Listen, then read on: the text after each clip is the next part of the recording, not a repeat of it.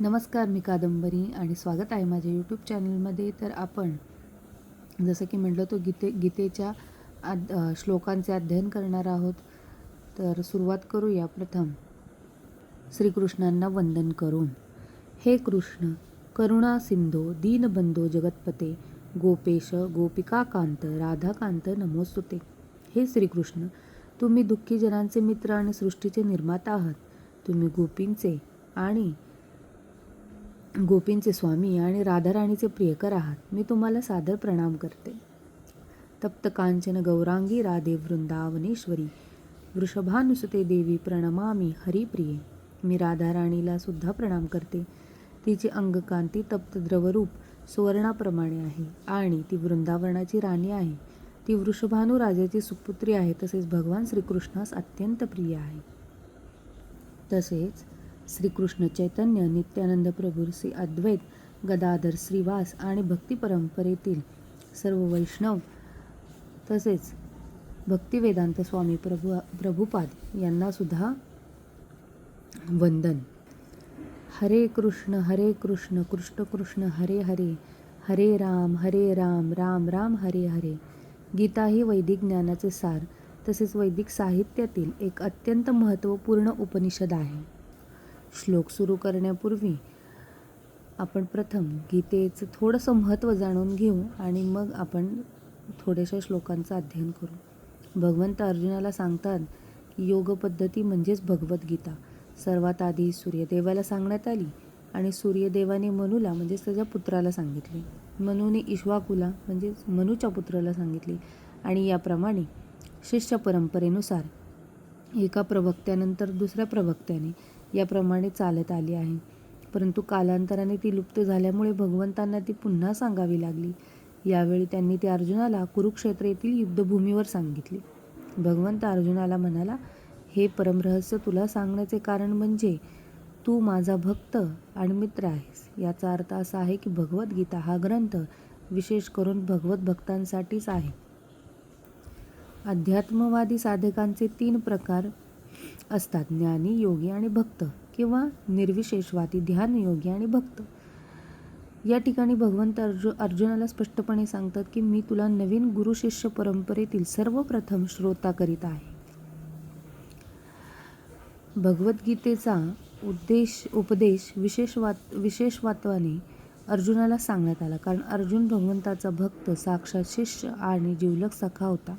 म्हणून ज्या व्यक्तीकडे अर्जुनासारखे गुण आहेत तीच व्यक्ती भगवद्गीता उत्तम प्रकारे जाणू शकते, असे भगवंताचे म्हणणे आहे.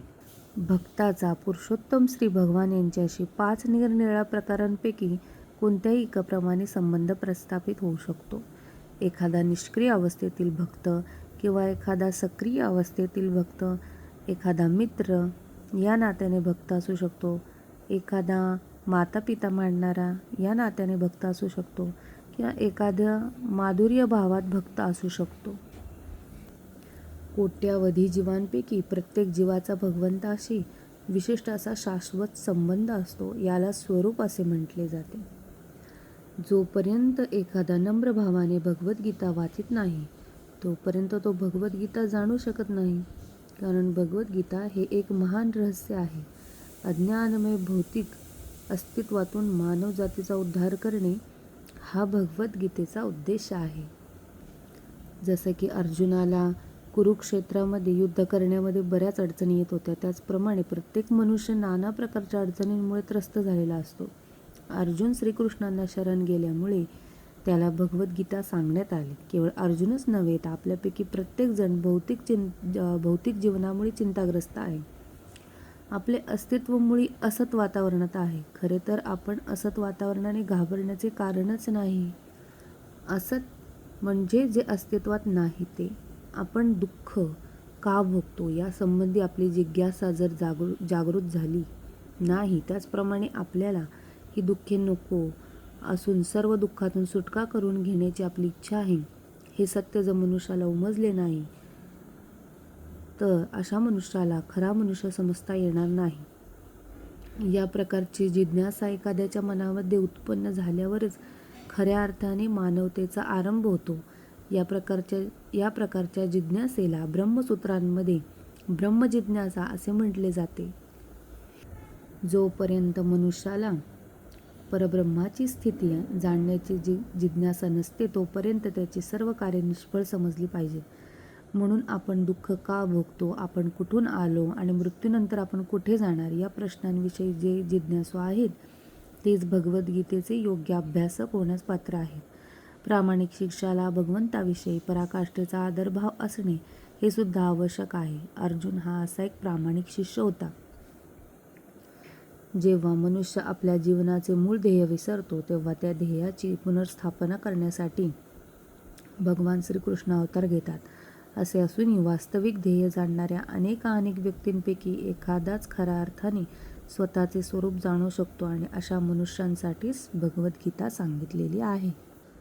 श्रवणम कीर्तनम विष्णोः स्मरणम पादसेवनम अर्चनम वंदनम दास्यम सख्यमात्मनिवेदनम या 9 विधींपैकी सर्वात सुलभ विधी म्हणजे श्रवण. ज्यावरती श्लोकात 9 विधी आहेत, श्रवण, कीर्तन, विष्णू, पादसेवन, तर यापैकी श्रवणम ही विधी सुलभ आहे किंवा साक्षात्कारी व्यक्तीकडून भगवद्गीतेचे श्रवण करणे हा असा याचा अर्थ होतो. यामुळेच मनुष्य परमेश्वराचे चिंतन करण्यास प्रवृत्त होऊ शकेल. अशा स्मरणामुळे भगवत चिंतन सुलभ होते आणि देहत्यागानंतर मनुष्याला असे दिव्य शरीर प्राप्त होते की जे भगवंताच्या सानिध्यात राहण्यास उपयुक्त असते. पुढे भगवान श्रीकृष्ण म्हणतात, गीताशास्त्रमिदं पुण्यम यः पठेत प्रयतः पुमान. जी व्यक्ती भगवद्गीतेमधील उपदेशांचे पालन करते ती जीवनातील सर्व दुःखे आणि चिंता यामधून मुक्त होते. भयशोकादी वर्जिताः सर्व प्रकारच्या भयांपासून अशी व्यक्ती मुक्त होऊ शकते आणि तिचा पुढील जन्म आध्यात्मिक असू शकतो.